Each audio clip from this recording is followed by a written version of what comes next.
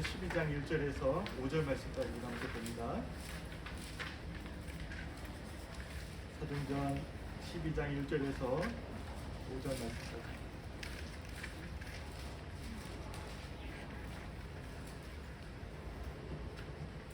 사도행전 12장 1절에서 5절 말씀 우리 한 절씩 우리 교독하겠습니다. 그때 헤롯 왕이 손을 들어 교회 중에서 몇 사람을 헤아려 하여 요한의 형제 야고보를 불러주시니 유대인들이 이 일을 기뻐하는 것을 보고 베드로도 잡으려 할새 때는 무교절 기간이라 잡음에 옥에 가도 군인 대신 내게 맡겨주시고 6월절 후에 백성에게 끌려가자. 읽겠습니다. 이에 베드로는 옥에 갇혔고 교회는 그를 위하여 간절히 하나님께 기도하더라. 이런 살아계신 하나님의 말씀입니다. 우리 오늘 말씀의 제목 우리 함께 크게 읽어보겠습니다. 시작. 참된 신앙의 모습. 우리 성도님 한 주 평안하셨습니까?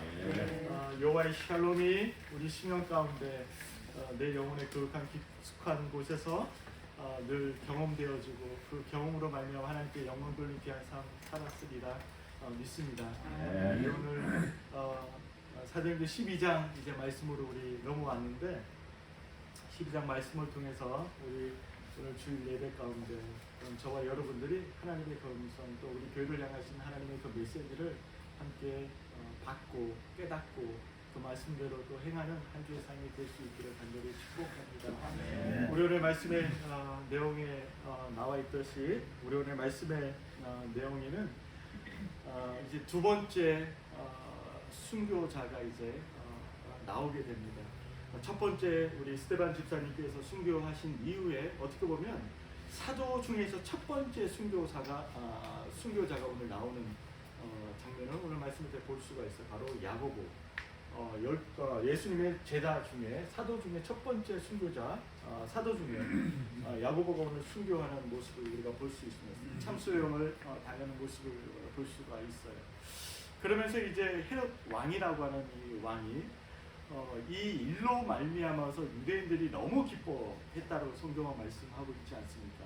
왜 그러냐면 이 헤롯 왕은 이방 출신의 왕이었거든요. 팔레스틴 그 지역을 이제 통치하는 왕이었는데 결국 그 팔레스틴 지역을 이제 통치를 계속 이어가기 위해서 누구의 관심을 사야 됩니까? 유대인들의 관심을 사야 되기 때문에 유대인들이 원하는 일들을 행할 수밖에 없었죠. 그래서 정치적으로 오늘 야고보가 순교를 당하게 되고 이 찰나에 야고보뿐만 아니라 예수님의 수제자인 바로 베드로도 헤롯이 참수형에 처할 계획을 가지고 그 베드로를 이제 옥에 투옥시키는 장면을 우리 말씀을 통해서 볼 수가 있습니다. 우리 사도행전 말씀을 계속해서 우리 매주 이제 한 장씩 우리가 보면서 우리가 이 말씀의 흐름을 늘 가지고 가야 돼요. 하나님의 역사, 복음의 역사는 항상 핍박과 고난과 함께 간다라고 하는 거죠. 하나님의 일들은 순풍에 돛달듯이 그냥 아무런 상황 가운데 외부적인 어떤 일들이 벌어지지 아니한 상태에서 벌어지는 게 아니라 늘 하나님의 부흥, 하나님의 일, 하나님의 움직이심 가운데 늘 어떤 것도 같이 간다? 고난과 핍박이 늘 함께 동시에 같이 간다라고 하는 거예요.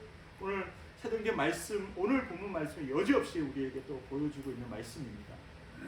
우리가 정말 하나님의 일을 하고자 할 때, 하나님의 그 뜻에 우리가 순종하고자 할 때 늘 사단은 우리를 방해하고 늘 우리를 흠는다라고 하는 거예요. 교회는 그 하나님의 그 뜻 가운데 걸어가지 못하게 하려고 사단은 늘 교회를 흔든다라고 하는 것입니다. 늘 이런 상황들이 우리의 삶 가운데 늘 주어진다라고 하는 거예요. 그렇다면 이런 핍박과 고난과 혼란 가운데 교회든 가정이든 우리의 삶이든 개인의 삶이든 우리가 어떻게 대처하느냐, 그런 상황 가운데 환경 가운데 우리가 어떤 모습으로 살아가야 하는가라고 하는 문제는 너무 중요한 문제인 거죠. 오늘 예루살렘 교회 안에 끊임없는 환난과 핍박이 주어지는데 그 결과로 야고보 사도가 이제 순교를 당하게 되고 베드로가 투옥이 되고 곧 이제 베드로는 참수형에 처할 지경에 놓여 있어요. 이 예루살렘 교회는 정말 말할 수도 없는 그 위기 가운데 있는 거예요. 왜냐하면 이제 정말 수제자, 정말 리더십들이 이제 한 명 한 명씩 이제 목숨을 잃어가고 참수형에 당하게 되는 그 상황들을 이제 경험하면서 예루살렘 교회는 어떻게 보면 굉장한 혼란과 위기 가운데 지금 있다라고 하는 거죠. 이 상황 가운데 예루살렘 교회가 어떠한 결정을 하고 어떤 모습으로 교회가 나아갔는지 우리가 살펴보는 너무 중요한 부분인 것 같습니다. 이는 교회뿐만 아니라 우리 개인의 삶에도 또 우리 가정에도 여지없이 적용되는 말씀이기 때문에 그렇습니다.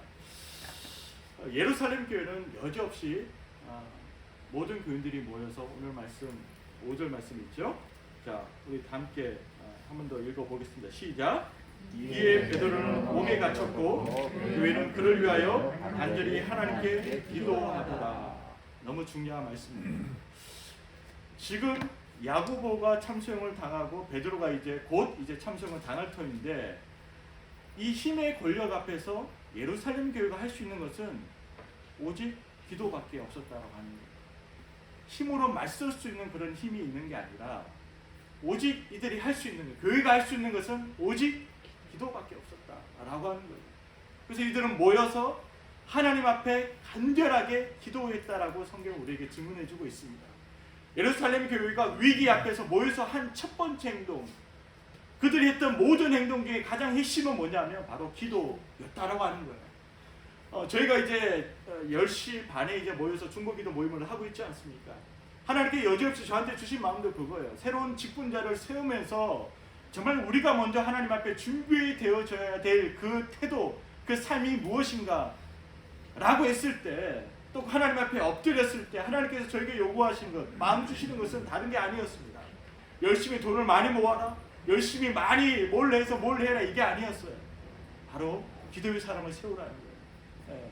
그 교회 안에 기도의 사람이 얼마나 있느냐, 기도의 사람을 좀 하나님께 일하시는데, 너네 교회가 아무리 재정적으로 풍요롭고 아무리 어떤 부분에서 준비되어 있다 할지라도 기도의 사람이 없다라면 하나님께서 절대로 기도를 통해서 우리 가운데 역사하지 않는다라고 하는 것입니다.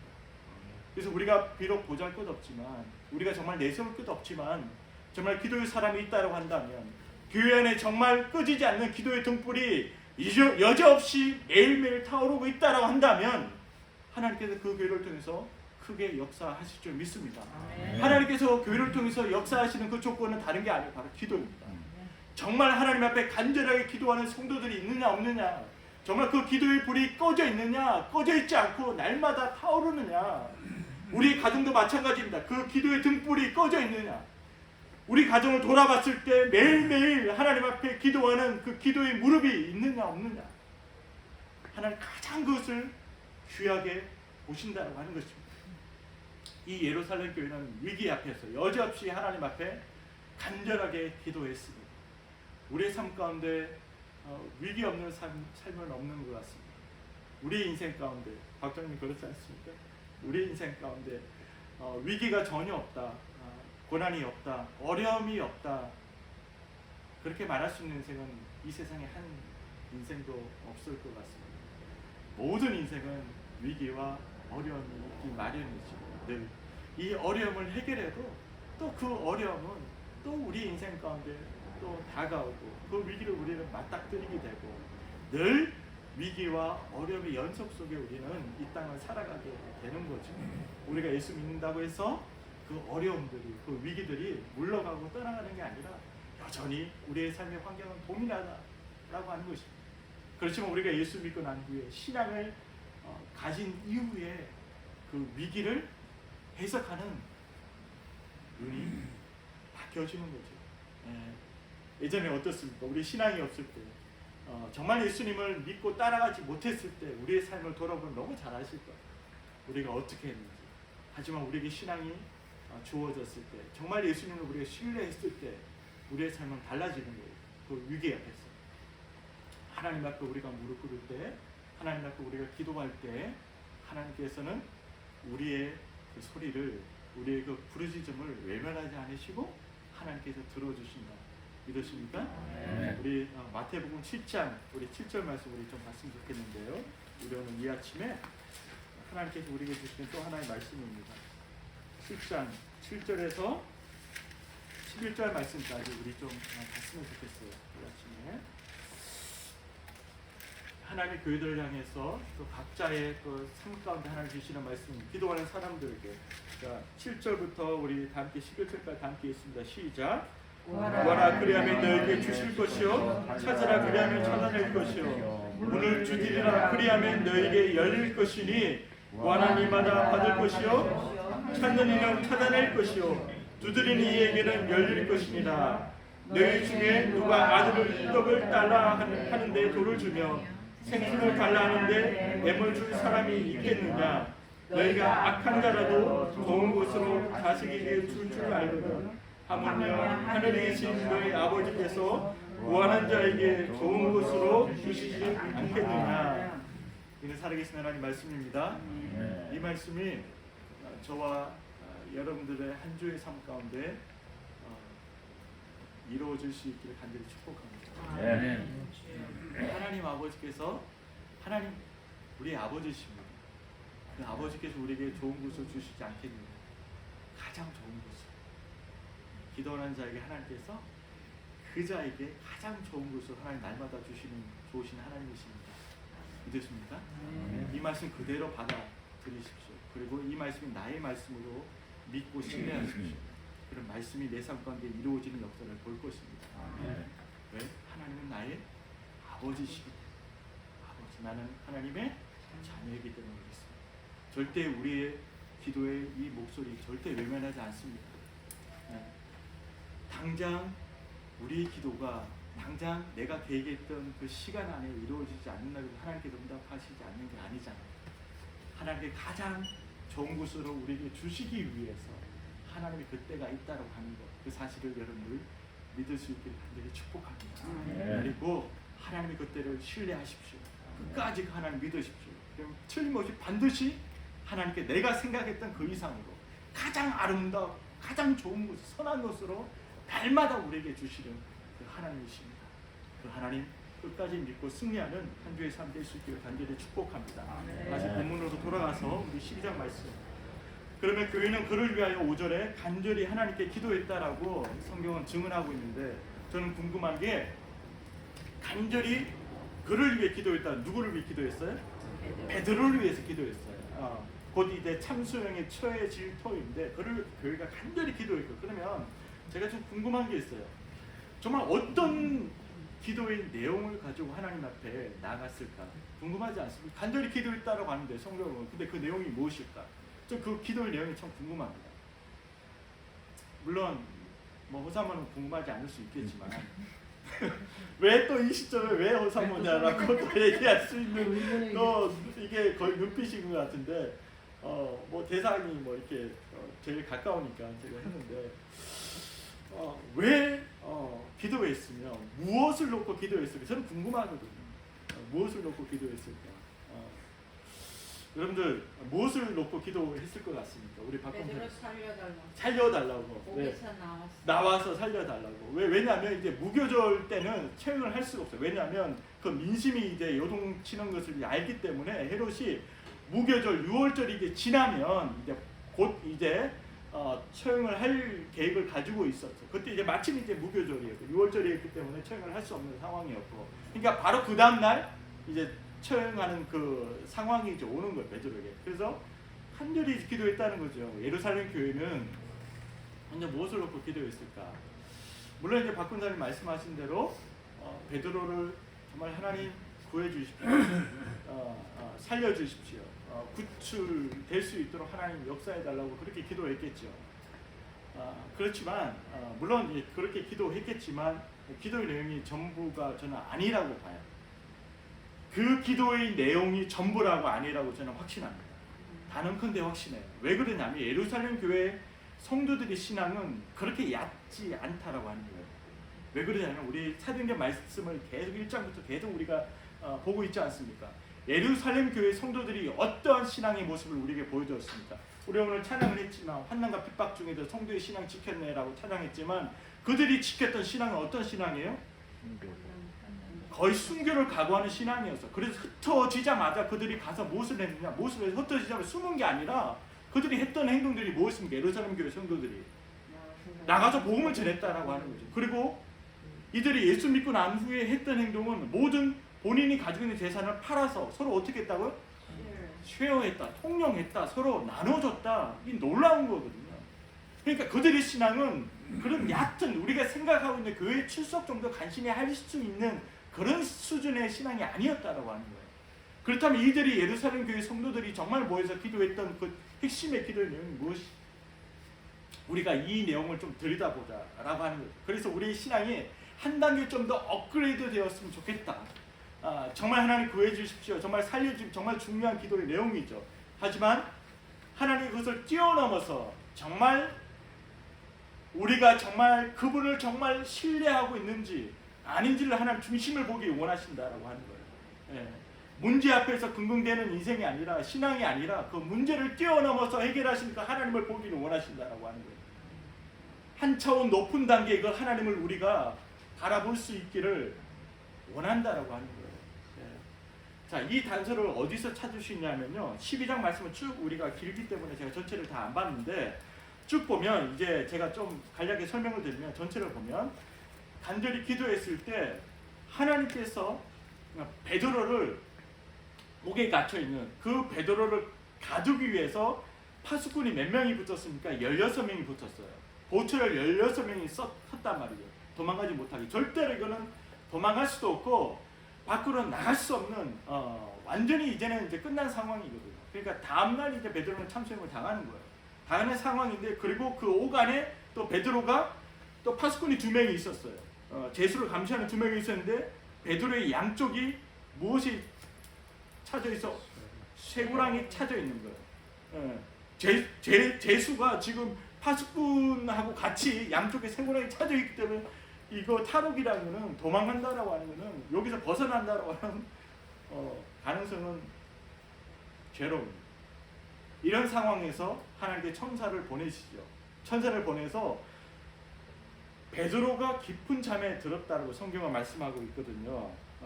7절 말씀에 보면 6절 말씀에 보면 이제 쇠사슬에 매여서 이제 누워 자는데 이 부분도 여러분들 좀 의아하지 않습니까? 베드로가 그 다음날 참수형을 당하는데 쇠사슬에 매여서 누워 잤다라고 성경은 기록하고 근데 누워 잤는데 그냥 누워 잔 게 아니에요. 굉장히 깊은 잠에 들었다는 거예요. 그게 이제 7절 말씀을 보면 이제 우리가 유추해 볼 수 있는 거죠. 아주 깊은 잠에 그러니까 잠은요 깊은 잠에 들 수 있는 거는 그 마음에 뭐가 있어야 깊은 잠에 들 수 있어요? 그렇게 평안함이 있어야 깊은 잠에 들 수 있어요. 막 내가 막 그 스트레스를 받고 막 근심과 염려와 걱정이 막 충만하면 절대 깊은 잠에 들 수가 없어요. 절대 불안하면 절대 잠이 안 오거든요. 근데 깊은 잠에 들었다라고 하는 것은 베드로 안에 샬롬이 있다는 거예요. 그러니까 깊은 잠에 들었다는 거예요. 자고 있는데 천사가 갔는데 못 알아채는 거예요. 그러니까 천사가 어떻게 했습니까? 베드로의 옆구리를 쳐서 깨우는 거예요. 일어나라고. 깨우는 거예요. 물리적으로 깨우는 거예요. 그래서 베드로가 일어나서 이제 천사를 옷을 이제 천사가 입히죠. 입고 따라오라. 따라가는데 첫 번째, 두 번째 이제 80군을 지나서 가는데 그때까지만 해도 베드로가 이거 꿈이라고 생각한 거예요. 말씀을 쭉 보면 나와 있지만. 근데 밖을 나가서 보니 이게 꿈이 아니구나. 이게 현실이구나. 베드로가 알게 된 거죠. 그리고 베드로가 제일 먼저 찾아간 곳이 어디입니까? 바로 기도하는 그를 위해 기도하는 바로 마리아 집에 이제 찾아갑니다. 그 12절 말씀 나오죠. 마리아 집에 찾아갔을 때 13절에 베드로가 이제 문을 두드리는데 어떤 아이가 나왔습니까? 로데라고 하는 어린아이가 나왔어요. 어린아이가 나와서 보니까 이게 베드로인 거야. 너무 기쁘고 너무 이게 놀라워서 가서 기도하는 사람 교인들에게 알린 거예요. 알렸더니 그 모든 교인들이 어떻게 반응합니까? 미쳤다라고 반응합니다. 교인 한 사람이라도 정말이냐 믿었던 사람은 단 한 사람도 없습니다. 모든 교인들은 미쳤다라고 로데를 향해서 말을 했고 믿지 않았습니다. 믿지 않았고 끝까지 믿지 않았어요. 믿지 않고 15절 말씀에 내려가도 내가 미쳤다. 근데 아이가 더 힘써 말해. 힘써. 아니다. 정말이다. 이거 막 미치고 환장할 막 그 표정을 지으면서 정말이다. 베드로 정말 왔다. 그랬더니 뭐라고 얘기했냐면 그럼 천사가 그러면 베드로가 이제 곧 이제 죽는데 그러면 그 베드로를 대신해 천사가 우리한테 문안 온 것이다라고 이제 얘기를 하는 거죠. 성도들은. 그러니까 이 아이의 심정은 어떻겠습니까? 속도 못 보이고. 그렇죠. 속도 못 보이고 이게 미치고 환장을 노리신 거예요. 그러니까 이게 전도할 때도 그런 마찬가지 이런 마음이 들 때가 있거든요. 이 복음이 참말인데 진짜인데 안 믿는 거야. 예. 너나 잘 믿어라. 너나 열심히 믿어 이거는 거죠. 예. 아마 이런 심정들이 전도하는 또 전도자의 마음 그리고 하나님의 말씀을 따라서 살아가는 자의 마음이 아닌가 싶어요. 롯의 아이의 그 마음. 그러니까 노아도 마찬가지. 노아가 하나님 명령을 따라서 방주를 지을 때 모든 사람들이 미쳤다고 했잖아요. 근데 그 심정이 어떻을까?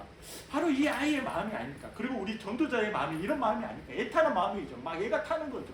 맞는데 참인데 안 믿는 거예요. 미쳤다라고 하는 거죠. 네. 그런데 놀라운 사실은 16절에 자 이제 베드로를 진짜 봤어요. 보고 그들이 보인 반응이 뭡니까? 깜짝 놀란 거죠. 자 깜짝 놀랐다는 것은 베드로가 살아서 돌아올 것을 믿었습니까? 안 믿었습니까? 100% 안 믿었어요. 기도를 하고 안 믿은 거지. 그렇죠. 장로님 기도를 하고 안 믿었다. 여기서 이제 좀 더 생각해 볼 필요가 있어요. 자, 제가 아까 예루살렘 교회 성도들의 그 신앙의 수준이 얕다고 했습니까? 아니면 깊다고 했습니까?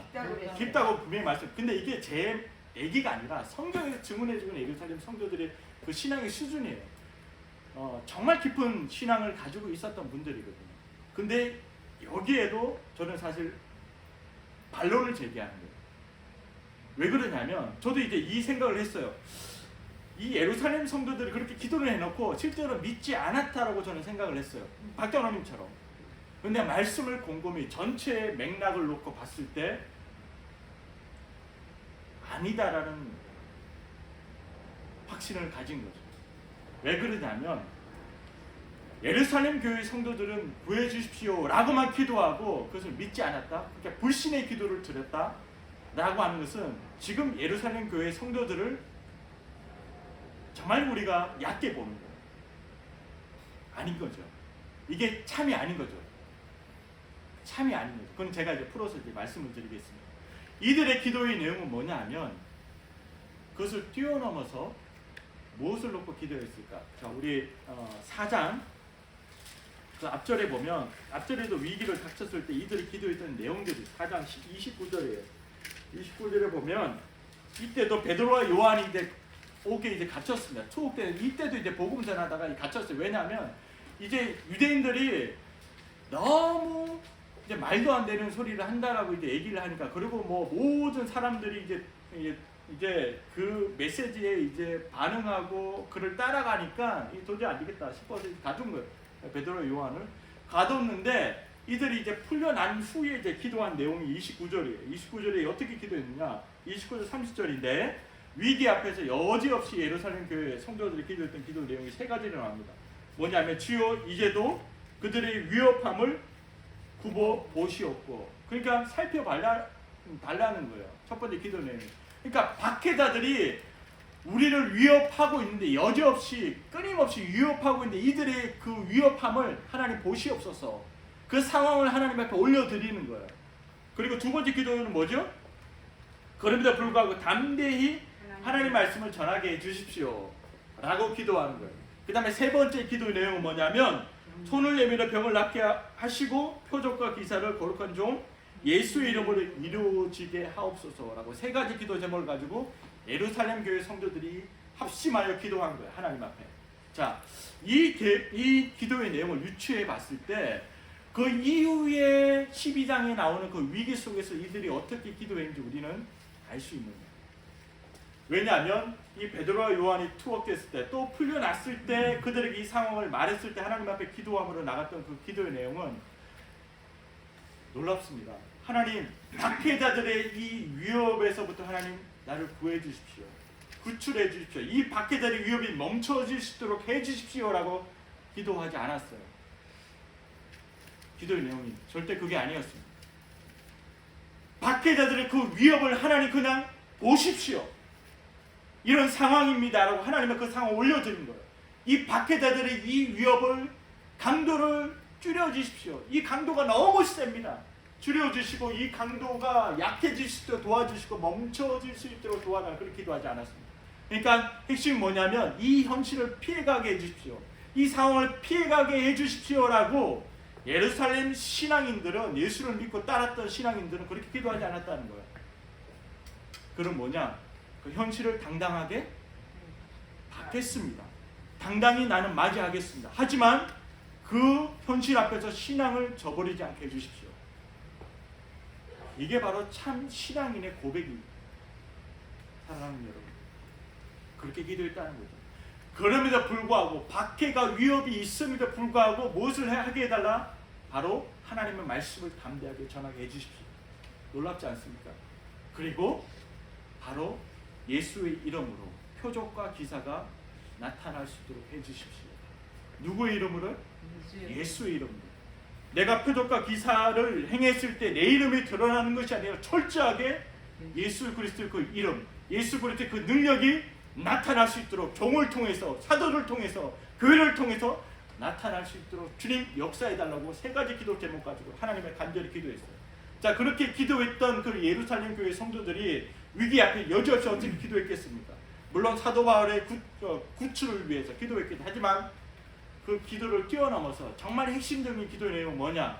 하나님, 이 상황, 이 일들 받아 드릴 수 있는 준비가 될 수 있도록 좀 도와주십시오. 어떤 상황에도 이 일을 받을 수 있는, 겪을 수 있는 준비가 될 수 있도록 도와주십시오. 사도 바울이 하나님 구출되기를 원합니다. 하지만 그럼에도 불구하고 주님 뜻이라면 참수형도 기꺼이 받을 수 있는 믿음을 사도 바울에게 하나님 허락해 주십시오라고 저는 당연히 그렇게 기도했으리라 저는 믿습니다. 예, 그게 참 신앙인의 모습, 진정한 신앙인의 모습이라고 하는 겁니다. 이게 신앙의 이 깊이가 너무 다르지 않습니까? 지금 현대인의 신앙인들의 모습을 한번 보십시오. 자기의 문제 앞에서만 긍긍합니다. 자기의 문제만 이루어지기를, 문제만 해결되어지기를 대부분의 신앙인들은 원합니다. 물론 그거 중요합니다. 하지만 문제를 뛰어넘어서 하나님의 일들을 준비하고 그 하나님의 그 일들을 볼 수 있는 그 믿음의 눈이 우리에게 필요하다라고 하는 것입니다. 우리 이 말씀을 그대로 우리가 좀 이렇게 놔두고 우리 빌립보서 4장 13절 말씀 바울의 고백으로 잠깐 우리 넘어갔다 다 돌아오겠습니다. 빌립보서 4장 13절 말씀, 13절인데 11절, 12절, 13절 말씀 우리 함께 읽어보겠습니다. 빌립보서 4장 11, 12, 13절 말씀입니다. 제 성경은 322쪽에 있습니다.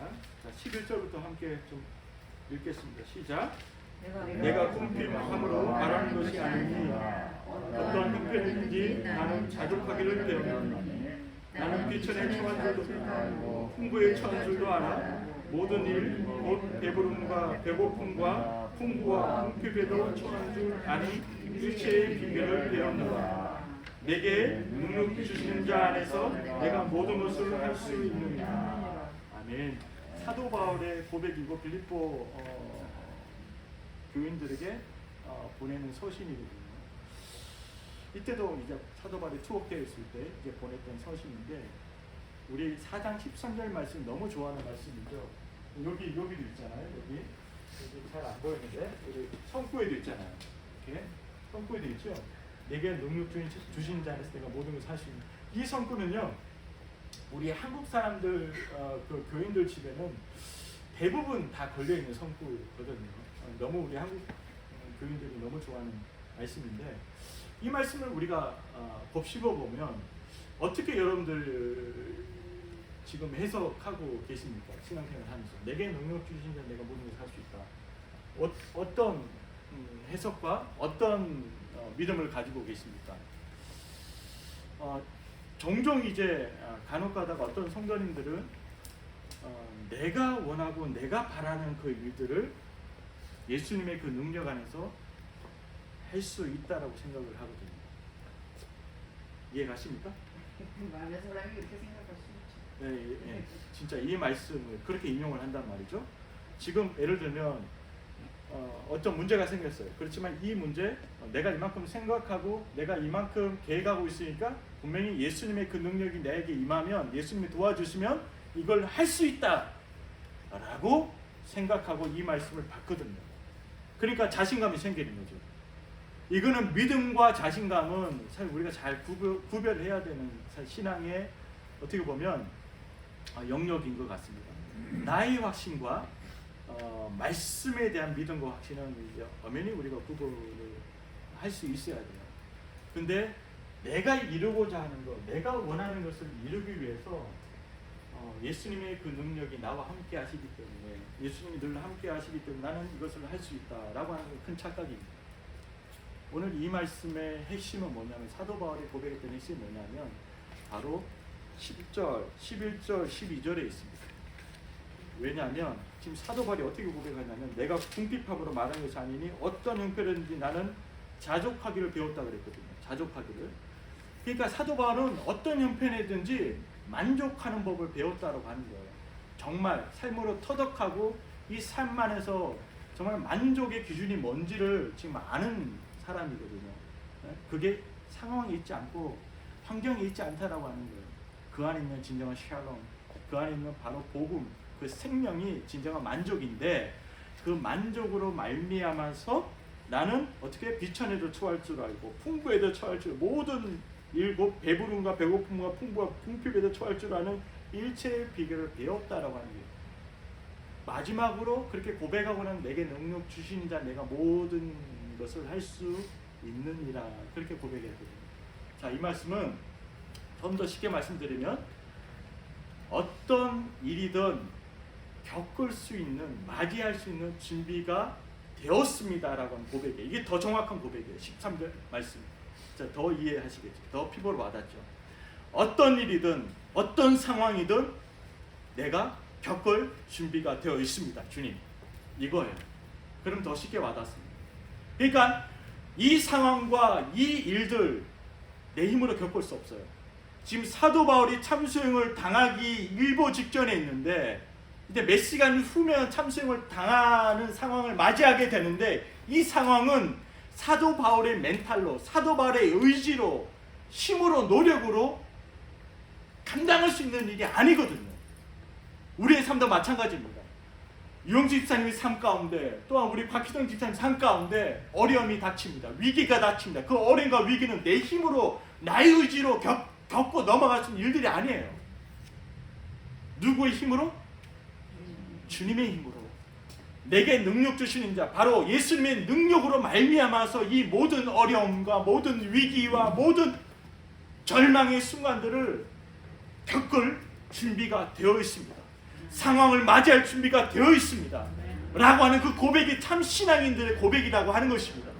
우리 열린교회 성도님 한 분 한 분 가운데 정말 이 참 신앙인의 모습으로 하나님 앞에 기도할 수 있기를 간절히 축복해요. 그리고 이 참 신앙의 모습으로 삶을 살아낼 수 있기를 간절히 축복합니다. 그러면 여러분들 삶이 180도 다른 신앙인의 삶으로, 삶 가운데 영향을 발할 수밖에 없다라고 하는 거예요. 왜 그리스도인들이 힘을 발하지 못하느냐? 늘 신앙이 얕기 때문에 그래요. 그것만 보기 때문에, 현실만 보기 때문에, 현 상황만 늘 보고 그 현 상황 가운데 하나님을 가둬놓기 때문에 그래요. 하나님은 우리의 생각 안에 갇혀있는 분이 아닙니다. 우리의 틀 안에 갇혀있는 분이 아니에요. 우리가 하나님의 그 말씀 안에 우리가 들어가야 됩니다. 저번에 제가 말씀드린 것처럼 놀라운 사도 바울의 고백이에요. 자, 이 고백을 우리가 이제 알았습니다. 그럼 다시 우리 본문에 돌아와서 예루살렘 교회 성도들이 그렇게 기도했다라고 하는 거예요. 하나님, 어떠한 환경이 내가 처하든지, 어떤 상황이 나에게 주어지든지, 내가 그것을 맞닥뜨릴 때 하나님 그 모든 상황들을 겪을 준비는 나는 되어 있습니다. 그렇기 때문에 사도 바울이 참수형이 당할지라도 절대로 믿음을 저버리지 않게 도와주십시오.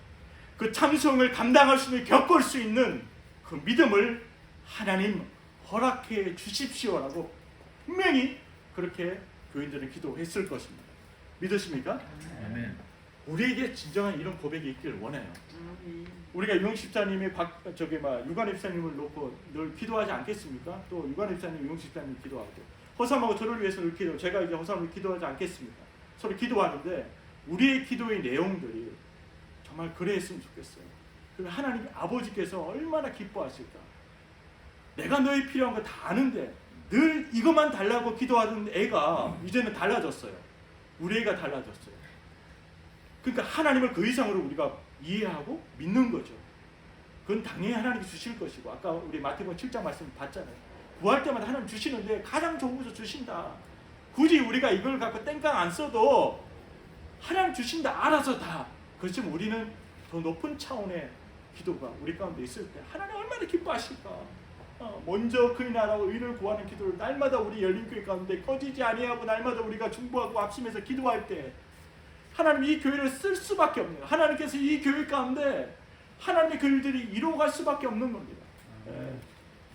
이런 놀라운 아름다운 일들이 있기를 간절히 축복합니다. 결국은 제가 이 말씀을 드리고 마치겠습니다. 우리가 순종이라고 하는 것 있잖아요. 순종이라고 하는 것이 두 가지 관점에서 우리는 볼 수가 있어요. 첫 번째는 이거에 대한 뭐죠? 첫 번째는 말씀에 대한 순종이에요. 말씀에 대한 순종은 이건 말할 것도 당연한 순종이에요. 당연히 하나님께서 우리에게 말씀하실 때 말씀에 대한 순종을 우리가 당연히 해야 되는 거죠. 두 번째 가치가 될 순종이 있어요. 이걸 많이 놓치고 있어요. 성도들이. 그리고 저도 때로는 마찬가지고 너무 중요한 거예요. 어떤 순종이냐면 상황에 대한 순종이에요. 여러분들. 아멘. 상황에 대한 그러니까 내 삶 가운데 어떤 상황이 오더라도 그걸 피해가시지 마십시오. 하나님 이걸 피해가게 해주십시오. 넘어가게 해주십시오. 이게 나에게 오지 않게 해주십시오. 이렇게 기도하지 말라는 거예요. 참 신앙인들은 절대로 그렇게 기도하지 않았다라고 하는 것을 우리 성경을 통해 보았습니다. 봤습니다. 이게 기도의 핵심이 아니라고 하는 거예요. 곽희정 집사님 삶 가운데 어려움이 닥칠 수 있어요. 지금도 어렵잖아요. 있을 수 있다라고 하는 거예요. 그런데 신앙인의 그 삶은 라이프는 거기서 끝나지 않습니다. 그 일을 통해서 더 놀라우신 하나님의 그 역사를 우리는 볼 수 있는 거예요. 믿으십니까? 아멘. 절대로 우리는 그렇게 나약한 믿음을 가지고 있는 열린교회 성도님들이 아니에요. 수많은 시간들을 우리가 겪어오고 또 하나님 앞에 마음을 드리며 삶을 드리며 여기까지 하나님께서 오게 하셨습니다. 우리의 고백이 달라져요. 하나님 기꺼이 받겠습니다. 내가 이 상황 피해가지 않겠습니다. 하나님 겪을 준비가 나는 되어 있습니다. 오라는 거죠. 태풍이 왔을 때 그 태풍을 피해갈 길은 없어요. 하지만 그것을 어떻게 대비하느냐가 중요한 거죠. 하나님 오는 거 내가 예측합니다. 그렇지만 이 안에서 삶의 위기 앞에서 어려움 앞에서 하나님 이런 자로 내가 끝까지 버티고 설 수 있도록 나에게 믿음을 주십시오. 그걸 직면하겠습니다. 직면했을 때 우리가 고백할 수 있는 거예요. 정말이구나. 내게 능력 주신 자 안에서 이 태풍도 이 허리케인도 이 어려움도 넉넉히 이겨나갈 수 있겠구나 라고 하는 그 경험을 우리가 한번 하는 순간 그 다음부터는 주님을 향한 그 믿음의 고백이 우리 가운데 떠나지 않는 거예요. 근데 신앙인들이 이거를 못하니까 상황에 대한 순종을 못하니까 늘 신앙이 얕은 거예요. 늘 신앙. 한번 경험하는 게 힘들지 한번 경험하게 되면요 너무 그게 감사하고 감격스럽고 너무 그게 기쁜 거예요. 그래서 어떤 상황도 어떤 위기도 하나님과 우리의 관계 그 사랑의 관계 끊을 자 없고 그 기쁨 빼앗아갈 자 없습니다. 그게 확실한 사람한테는.